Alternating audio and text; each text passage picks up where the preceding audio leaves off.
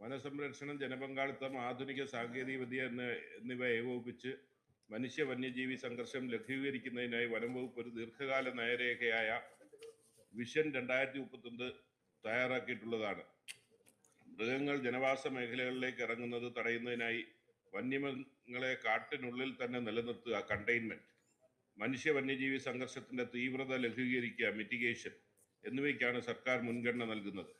എന്നാൽ ഈ മുൻകരുതൽ നടപടികൾക്ക് ശേഷവും വനാതിർത്തി ലംഘിച്ചുണ്ടാകുന്ന മനുഷ്യ വന്യജീവി സംഘർഷം മൂലം നാശനഷ്ടം സംഭവിക്കുന്ന പക്ഷം അർഹമായ ധനസഹായം സമയബന്ധിതമായി ലഭ്യമാക്കുന്നതിനായുള്ള നടപടികളും സ്വീകരിക്കുന്നതാണ്.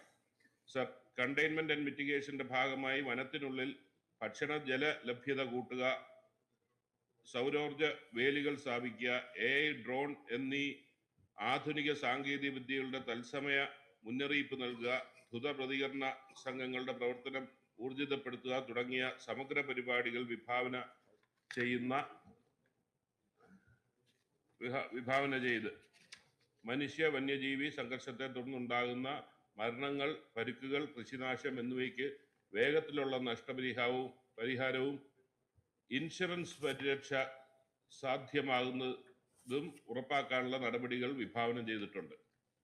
ബി, വനങ്ങളുടെ വാഹകശേഷി കണക്കാക്കാനും വന്യജീവികൾ ജനവാസ മേഖലയിലേക്ക് ഇറങ്ങുന്നതിൻ്റെ കാരണങ്ങൾ ശാസ്ത്രീയമായി പഠിക്കുന്നതിനുമായി ഡെറാഡൂണിലെ വൈൽഡ് ലൈഫ് ഇൻസ്റ്റിറ്റ്യൂട്ട് ഓഫ് ഇന്ത്യയുമായി വനം വകുപ്പ് ബന്ധപ്പെട്ടിട്ടുണ്ട്.